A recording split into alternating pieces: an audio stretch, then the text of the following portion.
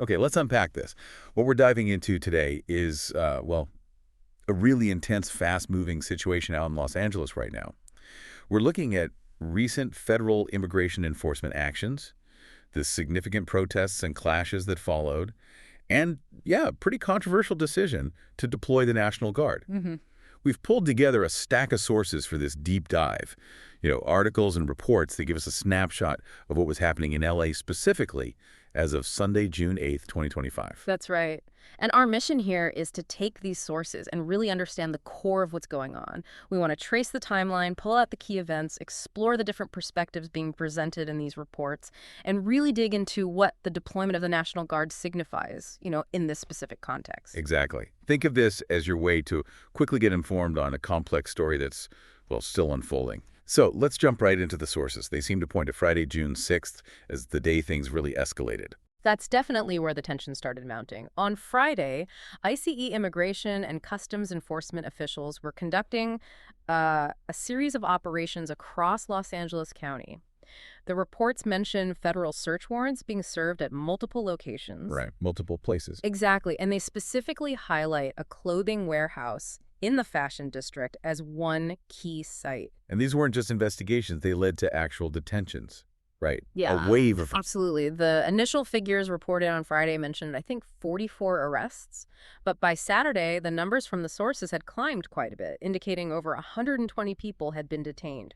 DHS, the Department of Homeland Security, they put out statements clarifying that some of those detained allegedly had ties to criminal organizations or prior criminal histories. Okay, but even with that official explanation, the sources say immigrant rights advocates immediately voiced pretty significant concerns about transparency, legality. For sure. And that, according to the reports we looked at, was the immediate fuel for the public outrage. The spark, basically. It certainly seems like it. The protests kicked off almost instantly on Friday evening. Reports placed the initial demonstrations outside a federal building downtown, apparently where some detainees were being held. And you can tell the atmosphere was already charged from the start. The sources describe chants like, set them free, let them stay, and some graffiti appearing on the federal building itself. Yeah, and that intensity definitely didn't fade by Saturday. If anything, it spread. The demonstrations moved beyond just downtown LA to other parts of the county. Paramount and Compton are specifically cited in the sources Okay. as key locations where things really heated up. Tell us about what happened there. What did the sources actually describe? Well, in Paramount, near a Home Depot, reports say protesters directly confronted federal agents.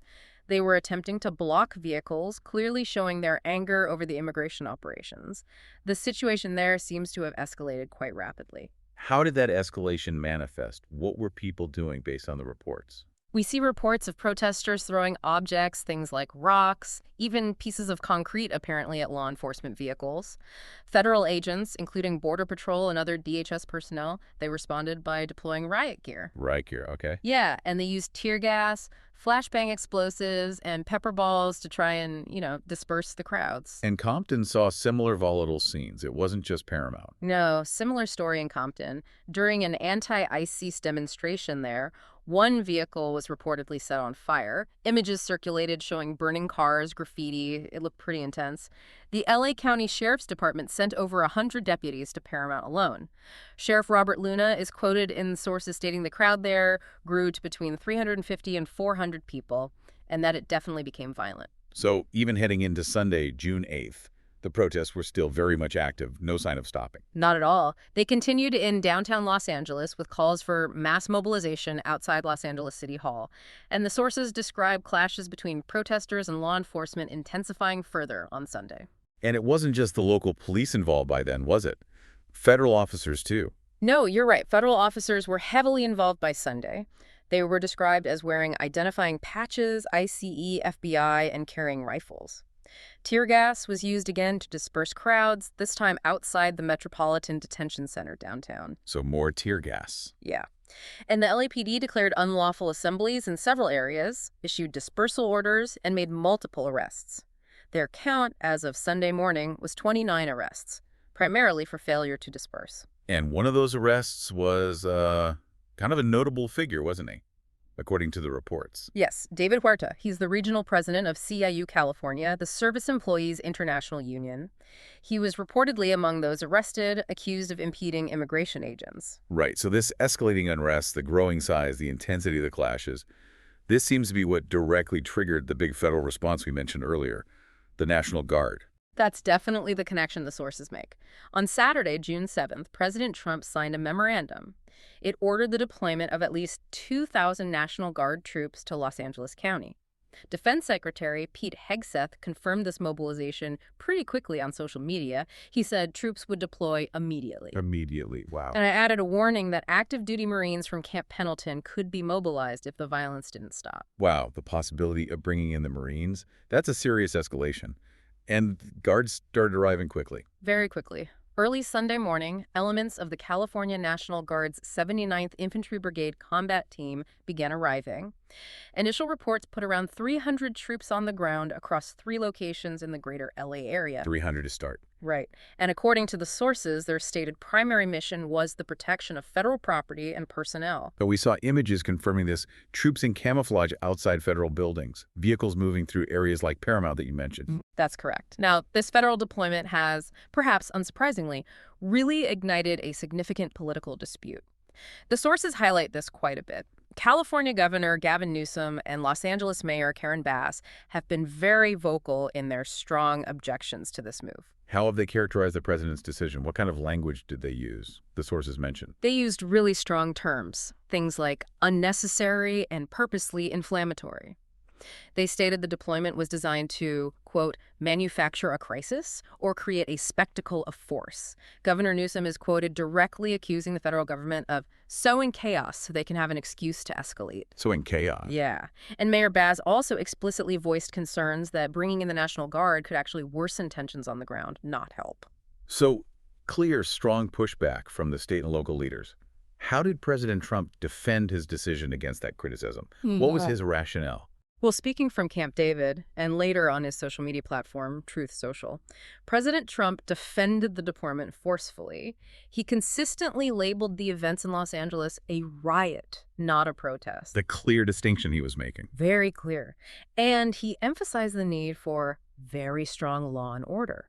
He publicly criticized both Newsom and Bass, calling them incompetent and very slow, and praised the National Guard for doing a job well done. So direct criticism of the state leadership. Yes. And he also made a pretty notable statement regarding the threshold for sending in U.S. Marines. He said, the bar was what I say it is. What I say it is. Signaling a clear willingness for further potentially escalating federal intervention if he deemed it necessary. That raises an interesting point. The sources touch on the legal implications, right?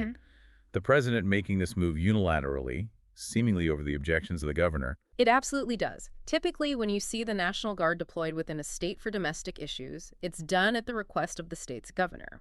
That's the usual way. However, the president does have the power to federalize National Guard units and deploy them under specific circumstances, often by invoking the Insurrection Act. The Insurrection Act, okay. Right. This act allows the use of armed forces to suppress an insurrection or enforce federal laws when state authorities are seen as unable or unwilling to do so.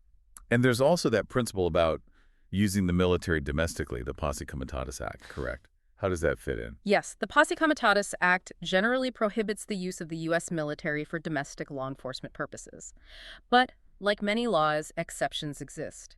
And one key exception is when authorized by another law, such as invoking the Insurrection Act. Ah, okay. So it creates a kind of legal gray area or debate. Yeah. Exactly. It creates a legal debate about the basis and appropriateness of the president's action here. Critics, like Senator Jack Reed, he's the top Democrat on the Armed Services Committee, are quoted blasting Trump's unilateral decision as risking further escalation of an already tense situation.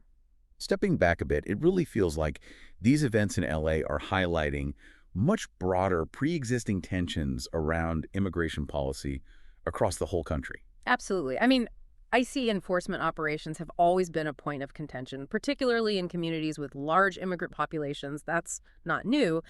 But the perceived intensity and scale of these recent operations, combined with the rapid large-scale protests and then this very forceful federal response, It seems to have brought these underlying tensions right to a boiling point. And the sources show us public figures on both sides are heavily involved, actually on the ground. They do. For instance, Congresswoman Maxine Waters was reportedly seen confronting National Guard troops, questioning their presence. That really underscores the political nature of this. Right. On the other side, figures like Republican Assemblyman Bill Asately have publicly defended the federal actions and criticized those they view as impeding law enforcement. So, strong views on both sides. It's fascinating, too, how the events themselves are being described so differently, depending on who you listen to. Yeah. The sources point this out as a key element, don't they? Precisely. You see news organizations providing extensive coverage, but within that, there's clearly a riots in LA narrative being pushed by some. Often those supporting the federal response? Generally, yes. Versus a protests in LA narrative used by others, often those critical of the federal actions and the ICE operations to begin with. And that debate over the very nature of the events, are they riots requiring forceful intervention, or are they legitimate protests against government action, that really reflects the deep political polarization we see. Yeah. Polarization around immigration, civil liberties, law enforcement authority. It's all wrapped up in that language. It's more than just semantics. It reflects fundamentally different ways of seeing what's happening and why. So, looking at these sources, as of Sunday evening, June 8th, the situation was still very much active, in motion. Absolutely. It remained highly fluid and tense. Protests were continuing, the National Guard was deployed and very visible, and the political rhetoric between state and federal leaders was, well, heated and showing no signs of cooling down. And the sources make it clear this isn't necessarily a situation that just resolves overnight. There's an expectation of more. It seems so. Representative Nanette Barragan was cited, indicating that ICE enforcement and removal operations are expected to continue daily for the next 30 days in LA County. For another month? Wow. Yeah, that specific detail from the sources suggests that tensions might remain high and could potentially flare up again in the coming weeks. So what these events in Los Angeles really underscore, looking across these various sources, is this really complex and often volatile interplay between federal actions, the reactions of local communities and authorities, the exercise of civil liberties through protests, and, frankly, the potential for significant civil unrest in a major American city. Right. And it forces you, as a listener, to look beyond just the sequence of events and consider what it means that people are viewing them through such radically different lenses. Given the starkly conflicting descriptions of riots versus protests and this very strong disagreement between federal and state leaders on the right response, what does this whole situation reveal about the different ways people currently view and maybe value immigration enforcement, the right to civil demonstration, and the extent of federal authority in the USA right now? It's definitely a lot to consider, and some of these sources certainly leave you reflecting on.